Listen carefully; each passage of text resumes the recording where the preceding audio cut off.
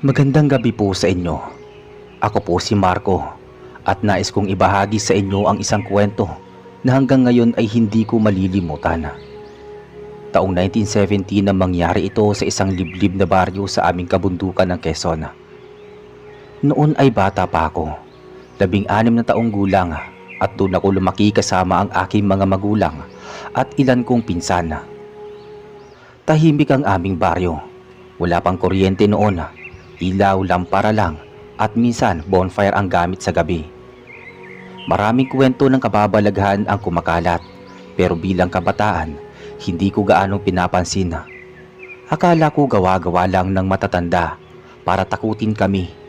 Hanggang sa may isang ermitanyo na nakilala ko, at mula doon nagsimula ang kakaibang pangyayari.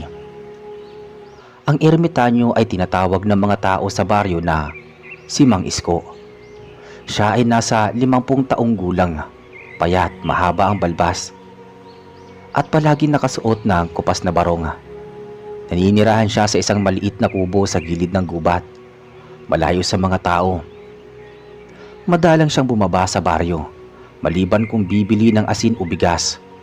Marami ang nagsasabing may alam daw siya sa mga anting-anting at albularyo, kaya takot at galang ang tingin sa kanya ng mga tao.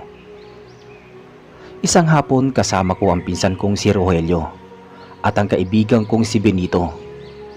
Nagkayayaan kaming mangahoy sa may gilid ng gubat. "Marco, baka gabihin tayo, delikado dun ah," paalala ni Rogelio. Ngumisi si Benito at sabi niya "Hindi, takot ka kasi sa multo eh. Tara na, mabilis lang tayo." Sumama ako kasi sanay na rin ako sa gubat. Habang papasok kami, napansin ko ang maliit na kubo ni Mang Isko. Tahimik, walang ingay, pero parang may naririnig akong tinig na mahina.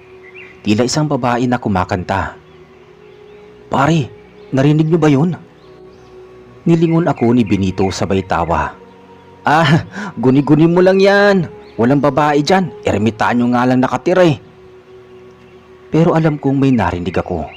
Malamlam, parang awit na galing sa malayo pero malinaw ang tono. Kinabukasan, nagkataon na dumaan ako sa kubo ni Mang Isko para manghingi ng tubig. Doon ko siya nakausap ng harapan. "Magandang hapon po, Mang Isko." Tinignan niya ako ng matalim pero may lambing ang boses niya. "Ah, Marco, apo ni Lolo Doro, hindi ba? Ano sadya mo, iho?" "Nauuhaw lang po ako eh. Baka po may maiinom na tubig." Inabot niya sa akin ang isang banga. Habang umiinom ako, may napansin akong liwanag sa loob ng kubo. Hindi ito kandila o lampara. Mas maliwanag at kulay asul. Napansin ni Mang Isko ang tingin ko. "Huwag ka na lang masyadong mausisa, Marco. Hindi lahat ng nakikita para sa mga mata ng tao." Tumango na lang ako. Pero bago ako umalis, may narinig na naman ako tinig ng babae mula sa likod ng kubo. "Isko, gabi na." Nanlamig ang batok ko. Nang lingunin ko, wala akong nakita. Si Mang Isko mabilis na sumabat. "Umuwi ka na, Marco. Huwag ka na ring magawi rito kapag lumalalim na ang gabi." Mula noon naging palaisipan sa akin ang tinig na iyon. At isang gabi, napatunayan kong hindi ako nagkamali. Nasa bahay ako nang marinig ko si Rogelio at Benito nagkukwentuhan sa may silong. "Pare, sabi nila may babaeng dumadalaw kay Mang Isko gabi-gabi. Engkanto raw. Kaya hindi tumatanda si Mang Isko eh. Ganun at ganun pa rin ang itsura," sabi ni Rogelio. Umiling si Benito. Kung engkanto yun, ibig sabihin hindi tao ang kasama niya. Delikado." Hindi ako nakatiis. Kailangan kong malaman ang totoo. Kaya isang gabi, naglakad akong palihim papunta sa kubo ni Mang Isko. Nakalubog ang buwan, madilim ang paligid, pero malinaw ang liwanag mula sa kubo niya. At doon ko siya nakita. Si Mang Isko ay nakaupo, nakangiti, kausap ang isang babae na hindi ko kilala. Napakaganda niya, mahaba ang buhok, makinis ang balat, nakasuot ng puting damit na kumikislap, sa ilalim ng dilim. Pero ang kakaiba, hindi siya lumalakad sa lupa. Parang nakalutang ang kanyang mga paa. Isko, bakit mo ako tinatawag dito? Hindi ba delikado kapag may ibang makakakita? Sabi ng babae. Lumapit si Mang Isko, hinawakan ng kamay ng nilalang. Hindi ko kayang hindi ka makita, Ligaya. Kahit engkanto ka, mahal kita. Nanlaki ang mata ko. Engkanto pala ang babae. Doon nagsimula ang lahat ng kababalaghan na bumalot sa aming baryo. Hindi ko mapaliwanag ang nararamdaman ko noong gabing yon. Para akong nanonood ng isang bagay na hindi para sa mga mata ng tao. Kitang-kita ko si Mang Isko, isang ermitanyong matanda, nakikipag-usap sa isang engkanto na ang pangalan pala ay Ligaya. Hindi ko namalayan na napapalapit ako sa kubo. May narinig akong kaluskos mula sa paa ko at biglang napalingon si Ligaya. Matalim ang tingin niya pero hindi galit, parang nagtataka. Isko, may nanonood. Bulong ng engkantong babae. Agad akong tinawag ni Mang Isko. Marco, halika rito, huwag ka matakot. Nanlamig ako pero hindi ko rin nagawang tumakbo. Lumapit ako, nanginginig. Ako po, pasensya na, hindi ko po sinasadya eh. Ngumiti si Ligaya, isang ngiting hindi ko makakalimutan. Bata pa siya, wala siyang alam, hayaan mo na Isko. Tumango si Mang Isko. Makinig ka, Marco. Ang nakikita mo ay hindi dapat ibinabalita kung kani-kanino. Delikado para sa akin at lalo na para sa kanya. Hindi ko alam kung ano ang isasagot ko, pero bago ako umalis, nilapitan ako ni Ligaya. Ang mga mata niya ay tila may sariling liwanag. Huwag ka matakot, hindi lahat ng nilalang mula sa amin ay masama. Pag-uwi ko, hindi ako nakatulog. Sa isip ko paulit-ulit na bumabalik ang mukha ni Ligaya. Hindi siya katulad ng mga nilalang na ikinukwento ng matatanda na mapanakit o mandaraya. Sa halip, dama ko na may malalim na damdamin siya para kay Mang Isko. Kinabukasan, nagkita kami ni Rogelio at Benito sa may ilog. Marco, parang puyat ka, sabi ni Rogelio habang naglalaban ng short. Umiling ako at sinabi nga, wala, nagising lang ako ng maaga. Sumabat si Benito. Narinig mo ba yung sabi ng mga matatanda? Yung engkantora na yon isilosa kapag may nakialam sa relasyon nila. Dinadala raw sa kabilang mundo. Kinilabutan ako. Kung totoo yon, baka ako ang sunod. Pero pinili kong manahimik. Lumipas ang ilang linggo. Madalas na akong dumadaan sa kubo ni Mang Isko. Minsan ay nakikita ko siya mag-isa. Minsan naman ay nandoon si Ligaya. Unti-unti, nasasanay na rin ako sa presensya ng engkanto. At minsan ay parang ate na ang turing ko sa kanya. Marco, may mga bagay na hindi mo dapat ipagsabi. Ang mga mata ng tao ay mapanghusga. Kapag nalaman nila na narito ako, baka kung kaya nilang usigin. Opo, Ate Ligaya, hindi ko po sasabihin kahit kanino. Ngumiti siya at sinabi nga, Salamat bata.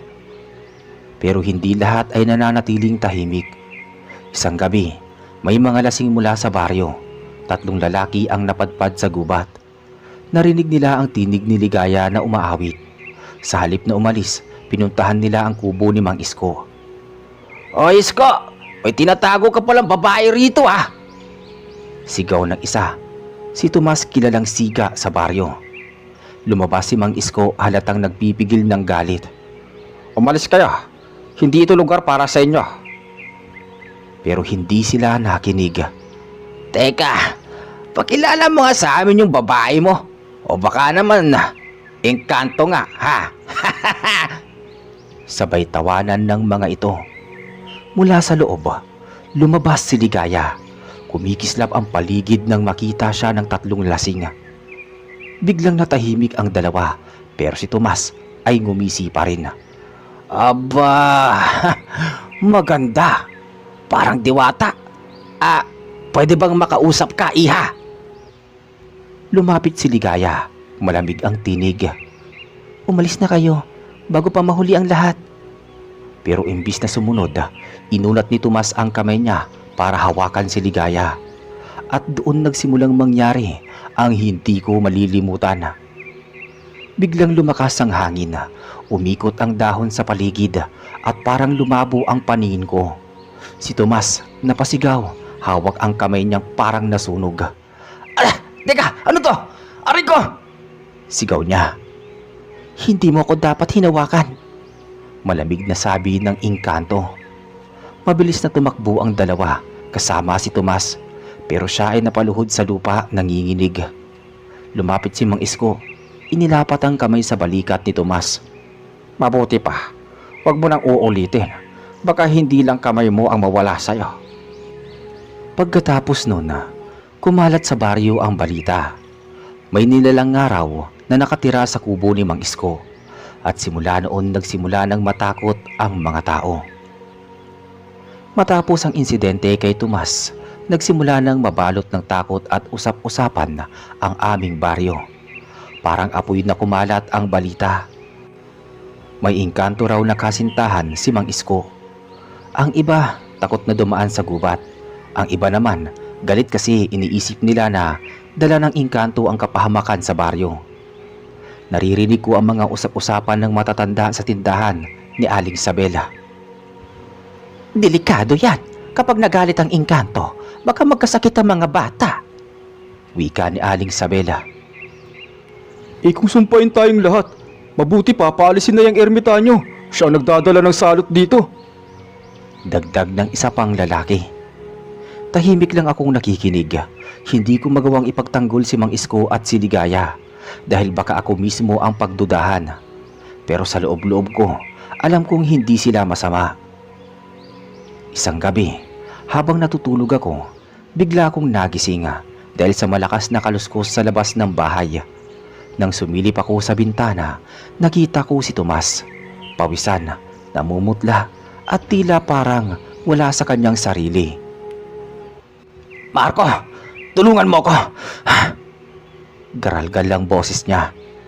Agad kong binuksan ang pinto. Tomas, ano nangyari sa'yo? Ipinakita niya ang kanyang braso. Doon ko nakita ang balat niya ay tila nagkabutas-butas, parang kinakain ng mga insekto. Simula nung gabi na yon, lagi ko siyang nakikita sa panaginip ko. Si Ligaya, galit siya. Sinasabi niyang hindi niya ako mapapatawad. Tulong, Marco. Bago ko pa siya masagot, dumating si Rogelio at Benito. Anong kaguluhan to? Sabi ni Rogelio. Ipinakita ko sa kanila ang braso ni Tomas. Pareho silang napatras sa takot. Ay, Diyos ko! Parang kinulam! Bulalas ni Benito. Naisip ko kaagad si Mang Isko. Siya lang ang pwedeng makatulong. Kaya sama-sama naming dinala si Tomas sa kubo ng ermitanyo. Pagdating namin doon, nagulat si Mang Isko. Dinala niyo siya rito? Opo, Mang Isko. Wala na kaming ibang malalapitan eh. Tignan niyo po ang kamay niya. Sagot ko. Lumapit si Ligaya mula sa loob. Malamlam ang muka. Isko, hindi ko sinadya. Pero siyang unang naglapastangan. Umiling si Mang Isko. Ligaya, bata pa siya sa isip. Hindi niya alam ang kanyang ginagawa. Hayaan mo na, ako nang bahala. Kinuha ni Mang Isko ang isang lumang bote na may lamang langis at mga dahon. Dinampi niya ito sa sugat ni Tomas habang bumubulong ng dasala. Dahan-dahang kumalma si Tomas pero hindi tuluyang nawala ang sugat. Hindi ko kayang tanggalin lahat. Hanggang sa mamamatay siya, dala niya ang marka na ginawa niya. Nanginginig si Tomas. Patawad! Patawad! Hindi ko rin sinasadya! Si Ligaya ay tahimik lang, nakatingin sa malayo. Para bang mabigat din sa loob niya ang nangyari. Lumipas ang mga araw. Unti-unting nagkasakit ang ilan sa baryo. May mga bata na biglang nilalagnat. May mga alagang hayop na namamatay ng walang dahilan. At gaya ng inaasahan, kay Mang Isko agad tinuturo ng mga tao ang sisi. Iyan ang dala ng pakikipagrelasyon niya sa engkanto. Kung hindi natin siya papaalisin, tayo ang susunod na mamamatay. Sabi ni Aling Isabela. Pumalag si Rogelio. Pero wala pa tayong pruweba na sila ang dahilan. Hindi pruweba ang kailangan, Rogelio. Pakiramdam, lahat ng ito ay nagsimula ng lumitaw ang engkanto. Sagot ng isa pang matanda. Tahimik lang ako. Gusto kong ipagtanggol si Mang Isko at Ligaya pero alam ko nga magiging kahina-hinala din ako. Isang gabi, kinausap ako ni Ligaya habang ako'y nag-iisa sa kubo. Marco, pakiramdam ko hindi na kami ligtas dito. Hindi kami tanggap ng mga tao. Pero Ate Ligaya, hindi nyo naman sila sinasaktan eh. Bakit sila ganyan? Kasi iba ako. Ang hindi nila kilala, kinatatakutan nila. Pero kahit anong gawin nila, hindi ko kayang iwan si Isko. Pagtingin ko kay Mang Isko, tahimik lang siyang nakikinig. Kita ko sa kanyang mga mata ang pag-aalala, pero mas nangibabaw ang pagmamahal. Marco, kung dumating ang araw na may mangyaring masama, mangako ka sa akin. Huwag mong hahayaang kalimutan ng tao ang totoong nangyari. Hindi ko alam kung anong ibig niyang sabihin pero ramdam ko may paparating na panganib. Mabilis na kumalat ang takot sa baryo. Sa bawat pagkakasakit ng bata, sa bawat hayop na biglang namamatay, si Mang Isko at Ligaya agad ang tinuturo ng mga tao. Parang walang katapusan ang bulungan sa tindahan ni Aling Isabel at sa mga umpukan ng mga magsasaka. Kung hindi natin sila papaalisin, tuluyan tayong mamalasin. Wariing sabi ng isang matanda na si Lolo Igme. Baka mas mabuti pa, sunugin na lang ang kubo ng ermitanyo. Dagdag pa ni Tomas na hanggang ngayon ay may sugat pa rin ang braso. Nang marinig ko yon, nanlamig ako. Alam kong hindi matatahimik ang mga tao hanggat hindi nila naaalis si Mang Isko. Kinagabihan, pumunta ako sa kubo para balaan sila. Mang Isko, Ate Ligaya, delikado na po. Narinig ko ang plano nilang sunugin ang bahay po ninyo. Nagkatinginan silang dalawa. Si Mang Isko ay malungkot na ngumiti. Alam ko, Marco, matagal ko nang nararamdaman na mangyayari ito. Hindi ba natin sila pwedeng kausapin? Tanong ko. Kapag puno ng takot ang tao, wala na silang pakikinig. Ang nakikita lang nila ay ang banta, hindi ang katotohanan. Tahimik kaming tatlo. Ang tanging naririnig namin ay ang huni ng kuliglig at ang malakas na hampas ng hangin sa mga dahon. Kinabukasan, nagsama-sama ang mga lalaki sa baryo. May dalang itak, gulok at mga sulo. Pinangunahan ito ni Tomas, kasama sina Lolo Igme at iba pa. Ngayon natin tatapusin ang sumpa. Sigaw ni Tomas. Ako, si Rogelio at si Benito ay nakiusap sa kanila. Mga kuya, huwag naman. Wala silang ginagawang masama. Sigaw ko. Pero tinulak lang ako ni Tomas. Marco, batang-bata ka pa. Hindi mo alam ang panganib. Kung hindi natin gagawin to, baka buong baryo ang kapalit. Wala kaming nagawa kundi sundan sila.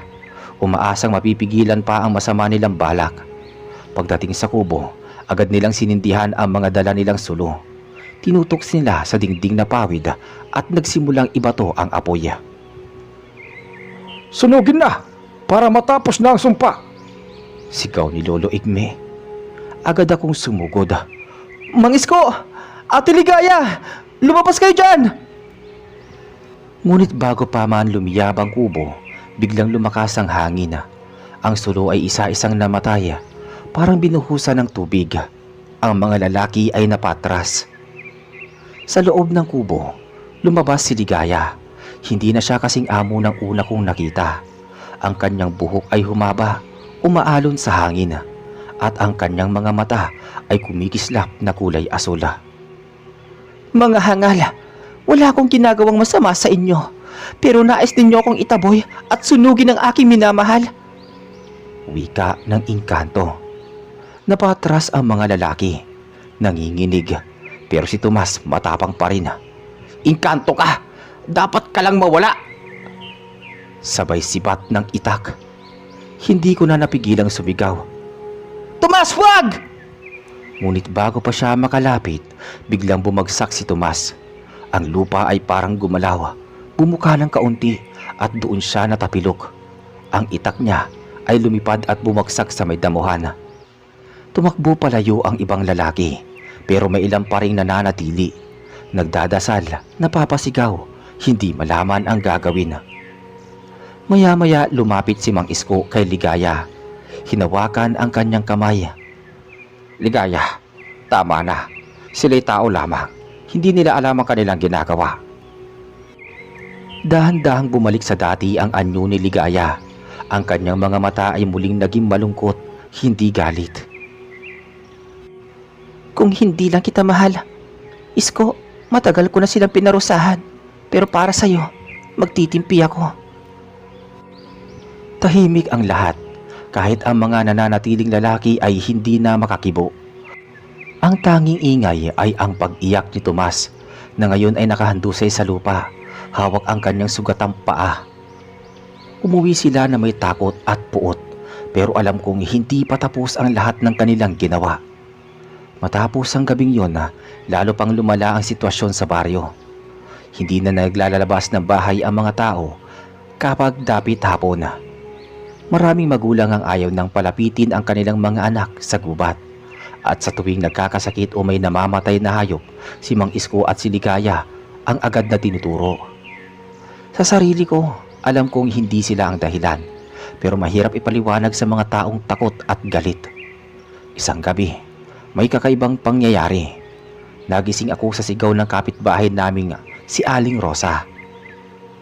Paglabas ko, nakita ko ang kanyang anak na si Neneng. 8 taong gulang, nangingisay, maputla, malamig ang balat at walang malay. Diyos ko, tulungan niyo kami. Baka mamatay ang anak ko. Iyak ni Aling Rosa. Agad na nagdatingan ang mga tao. Ang ilan umiiyak, ang iba naman galit. Kasalanan to ng engkanto Sinumpa nila ang bata. Sigaw ni Tomas na hanggang ngayon ay pilay-pilay pa rin sa paa. Walang nagawa ang mga tao kundi pumunta kay Mang Isko. Pirusahan nilang kinaladkad si Neneng papunta sa kubo. Isko, ikaw ang may alam dito. Gamutin mo to. Kung hindi, pati ikaw sisirain namin. Galit na sigaw ni Mang Igme. Pagdating namin sa kubo, lumabas si Mang Isko at si Ligaya. Anong nangyari? Itinulak ni Tomas si Neneng papalapit. Kung hindi kayo may sala, patunayan nyo. Gamutin nyo siya. Lumapit si Ligaya. Hinawakan ang noo ng bata. Pumikit siya at ilang sandali pa, dahan-dahang bumalik ang kulay sa pisngi ni Neneng. Huminga ng malalim ang bata at unti-unting nagmulat ng mata. Nanay? Mahina niyang tawag. Agad siyang niyakap ni Aling Rosa. Umiiyak sa tuwa, pero imbis na magpasalamat, muling nag-ingay ang mga tao.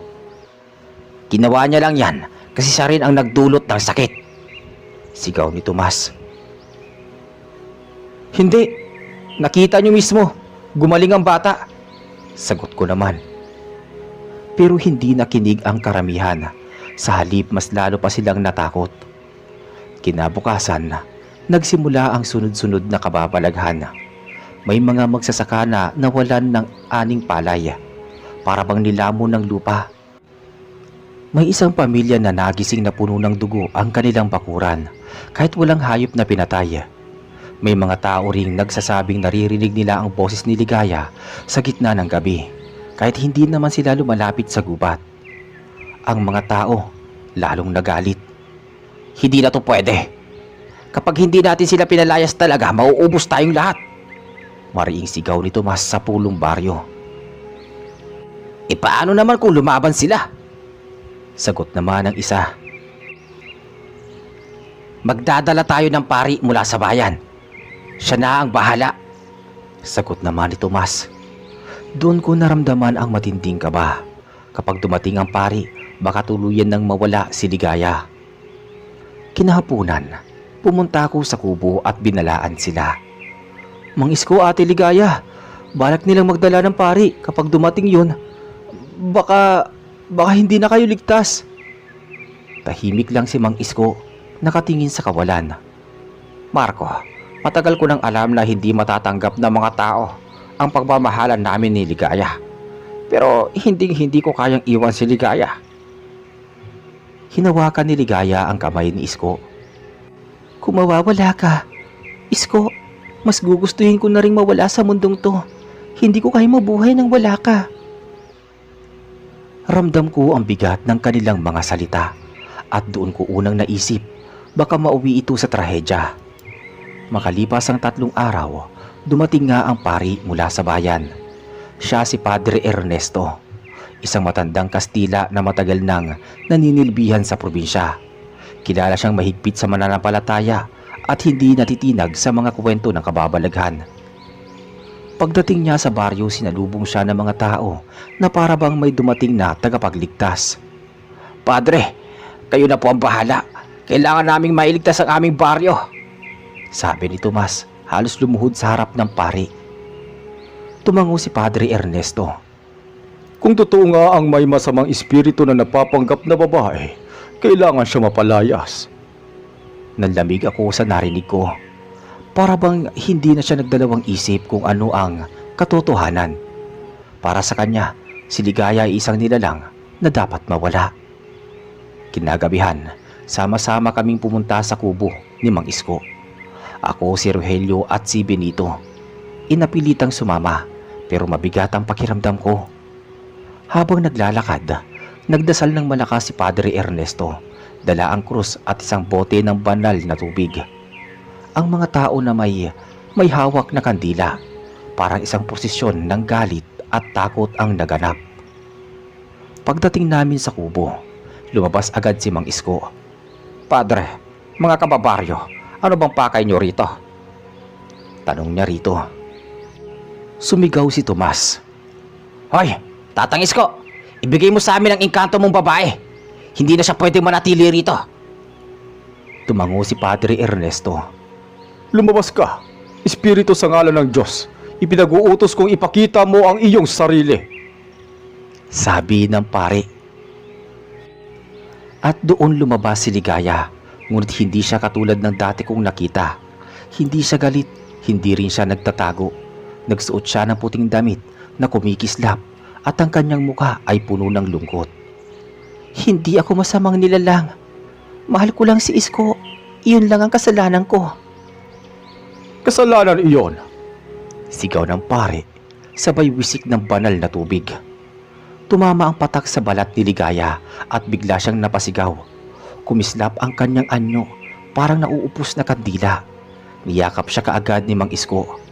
Padre, tama na, hindi siya masama, sabi ni Mang Isko. Ngunit hindi tumigil ang pare. Sa ngalan ng Ama at ng Anak at ng Espiritu Santo, pinapalayas kita. Lumakas ang hangin sa paligid. Ang mga dahon ay nagliparan at ang lupa ay umuga. Ang mga tao ay nagsigawan, nagsitakbo palayo. Pero ang pare ay nananatiling nakatindig, patuloy sa kanyang dasal. Si Ligaya umiiyak. Humarap kay Mang Isko. Isko, hindi ko na kaya manatili. Pinapalayas na nila ako. Kung pipiliin ko pa na manatili rito, baka pati ikaw masaktan. Yumakap si Mang Isko ng mahigpit. Hindi kita iiwan, Ligaya. Kung mawawala ka, sasama ako. Hindi mo alam ang sinasabi mo. Kapag sumama ka, wala nang balikan. Mas pipiliin kong mawala kasama ka kaysa mabuhay nang wala ka. Doon ko nakita ang kakaibang liwanag. Ang katawan ni Ligaya ay unti-unting nagiging usok. Naglaho sa harapan namin.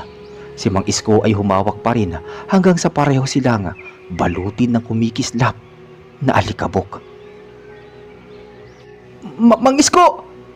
Sigaw ko, pero huli na. Isang malakas na hangin ang dumaan at sa isang iglap wala na sila. Ang kubo ay naiwan pero walang bakas ni Mang Isko o ni Ligaya. Tahimik ang lahat. Ang pari ay nakatayo pa rin, hawak ang krus, pawisan at hingala. Natapos na, wala na ang masamang espiritu, sabi niya. Pagkatapos ng gabing yun, parang ibang baryo na ang dinatnan ko. Ang mga tao bagamat may takot at kaba pa rin ay nagbabalik sa kanilang normal na gawain. Para bang wala na sa iniisip nila kundi tapos na ang lahat. Ligtas na ulit ang baryo. Salamat sa Diyos, tapos na. Wala na tayong aalalahanin pa, sabi ni Tomas. Ngunit ako hindi mapakali.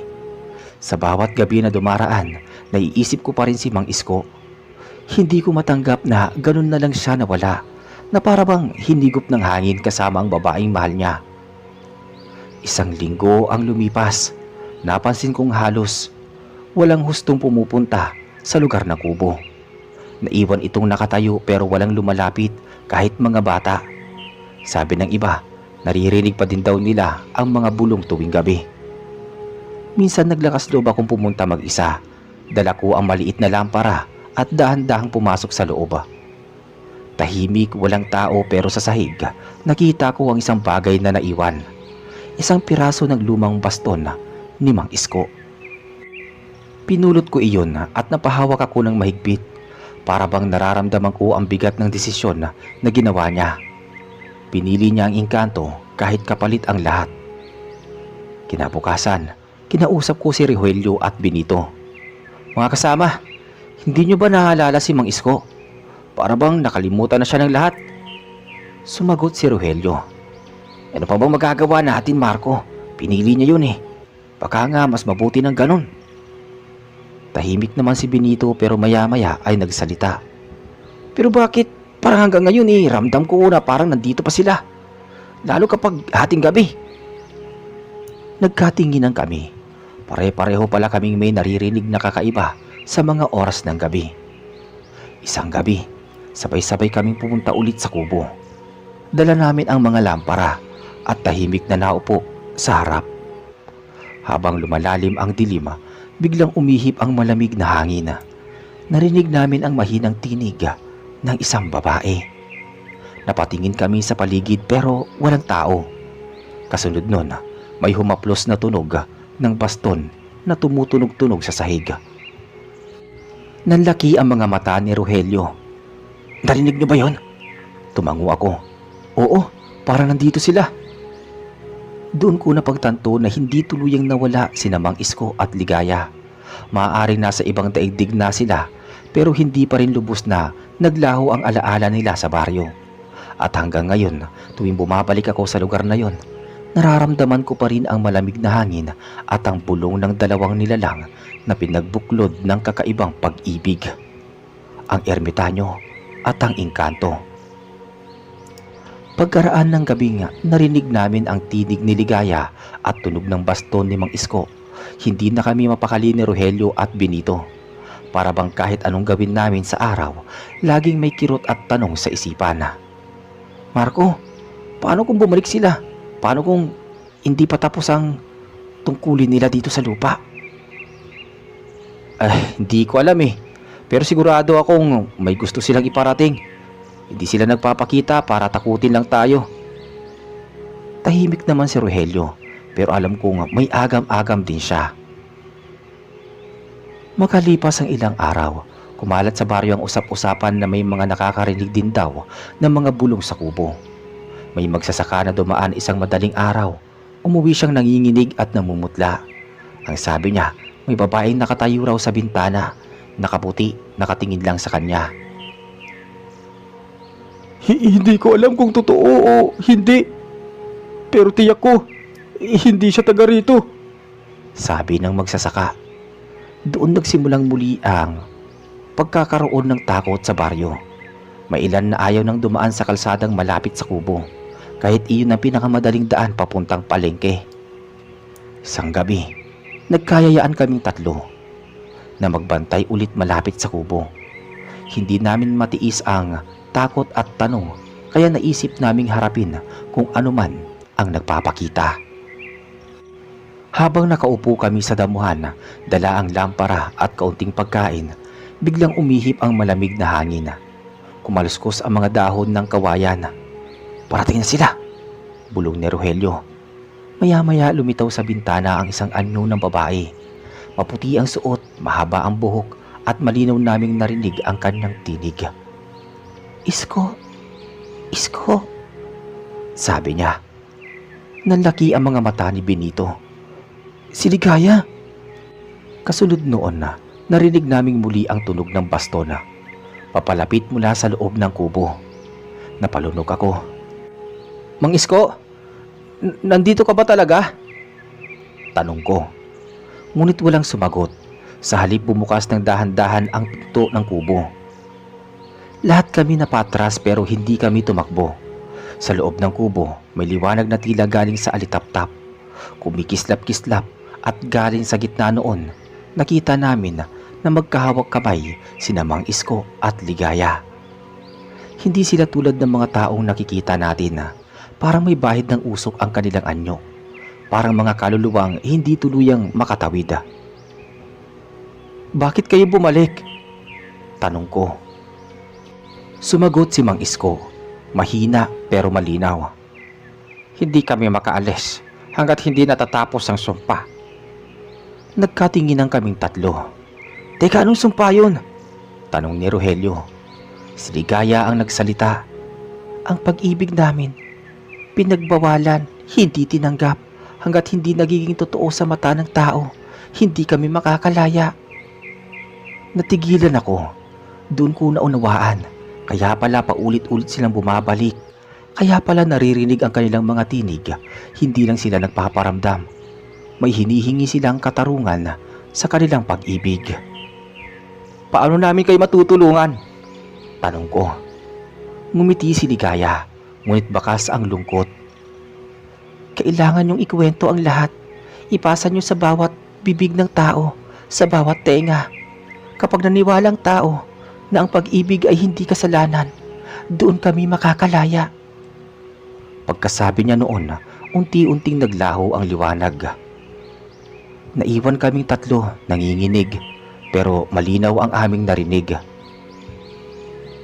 Kinabukasan agad naming ikinuwento sa ilang kapitbahay ang aming nakita at narinig. Pero imbis na paniwalaan, tinitigan lang nila kami na parang wala kami sa matinong pag-iisip. Marco, baka nananaginip lang kayo. Sabi ng isang matanda. Hindi kami nananaginip. Nakita namin sila. Narinig namin ang boses nila. Ngunit walang naniwala. Ang iba pa nga, iniwasan na kami. Doon nagsimula ang mabigat na pasanin sa amin. Alam naming may misyon kami para kay Mang Isko at Ligaya. Pero paano namin gagawin kung ang mga tao mismo ay ayaw makinig? Tuwing gabi bumabalik kami sa kubo at sa bawat pagbalik naririnig namin pareho ang tinig. Para bang pinapaalala nila na hindi pa tapos at kami ang natitirang saksi sa kanilang kwento. Magmula nang magpakita muli sina Mang Isko at Ligaya sa aming tatlo, hindi na nawala sa isip ko ang bawat salitang binitawan nila. Para bang kahit anong gawin ko sa maghapon, lagi kong naririnig ang mahinang tinig ni Ligaya at ang tunog ng baston ni Mang Isko. Hindi lang ako, pati sina Rogelio at Benito. Aminado silang binabagabag din sila ng alaala ng gabing yon. Kahit sabay-sabay naming pilitin na huwag pag-usapan, kusa itong bumabalik sa mga usapan namin. Marco, kung totoo nga sinasabi nila, paano tayo makakatulong? Kahit sa pamilya ko, hindi ako pinaniniwalaan eh. Ang tingin nila sa akin, nababaliw. Napabuntong hininga ko. Ganon din sa amin. Sabi ni tatay, baka raw nakainom ako ng lambanog, kaya kung ano-anong nakikita ko. Si Benito naman, nakatingin lang sa lupa habang naglalakad. Maya-maya nagsalita siya. Hindi ako pwedeng sumuko. Nasa atin ang tanging pag-asa nila. Lumipas ang mga linggo at mas lumakas ang usap-usapan tungkol sa kubo. May mga kabataang nangahas na pumunta roon sa gabi. Dala ang tingting na binalot sa basang tela at sinindihan bilang sulo. Ang sabi ng ilan, wala silang nakita kundi madilim na silid. Pero may isa na halos hindi na makapagsalita pagka-uwi. Nanginginig, namumutla at paulit-ulit lang na sinasabing may babaeng nakatayo sa may bintana. Doon nagsimulang kumalat ang takot kahit sa palengke, sa simbahan, tuwing linggo. At kahit sa inuman sa tabing ilog, Iisa ang pinag-uusapan, ang kubo ni Mang Isko at Ligaya. May mga matatandang nagkwento na noong kabataan nila, matagal nang sinasabi na kakaiba si Ligaya. Ang sabi, anak daw siya ng engkanto mula sa gubat. Kaya raw kahit gaano kaganda, maraming umiiwas dahil may takot na baka nga hindi siya ganap na tao. Hindi natin alam kung tao lang talaga yon. Sabi ng isang matanda sa baryo. Baka kaya siya minahal ni Isko dahil na-hypnotize mo na. Hindi ako makapaniwala sa mga narinig ko. Oo, alam kong kakaiba si Ligaya pero malinaw na nakita ko ang pagmamahalan nila. Hindi iyon gawa ng engkanto o ng salamangka. Totoong pag-ibig yun. Isang gabi, nagkayayaan kaming tatlo ulit na magbantay. Hindi namin alam kung may magaganap pero ramdam namin na may panibagong mensaheng ipapadala si Mang Isko at Ligaya. Pagkaupo namin sa damuhan, halos sabay kaming napahinto sa paghinga. Biglang sumiklab ang liwanag mula sa loob ng kubo at mula roon ay lumabas ang kanilang mga anyo. Parehong tahimik ngunit malinaw ang lungkot sa kanilang mga muka.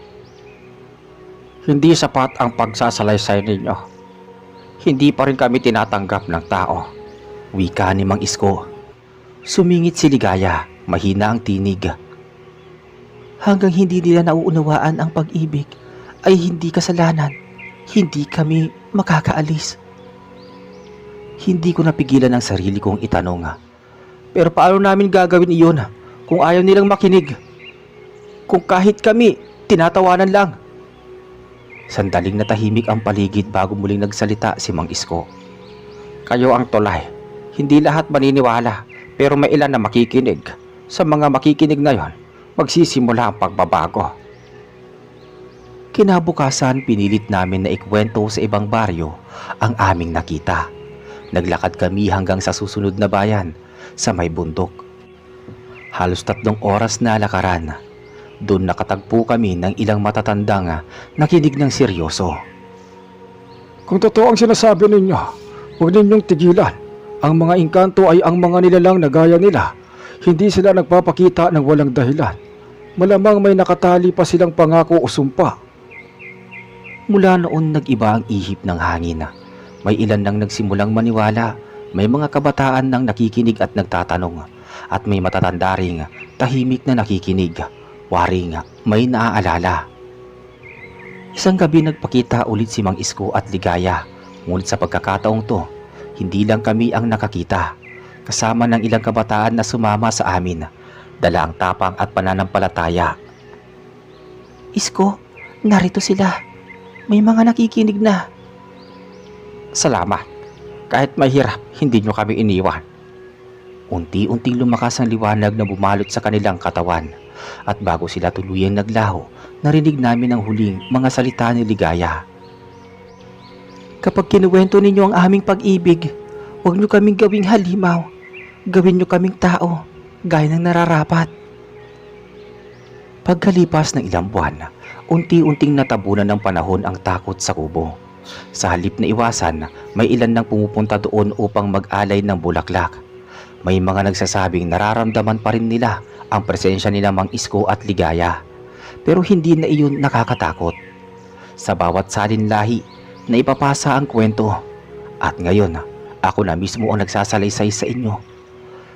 Hindi para takutin kayo, kundi para ipaalala na kahit sa pinakaliblib na baryo, kahit sa gitna ng kababalaghan, umiiral pa rin ang tunay na pag-ibig.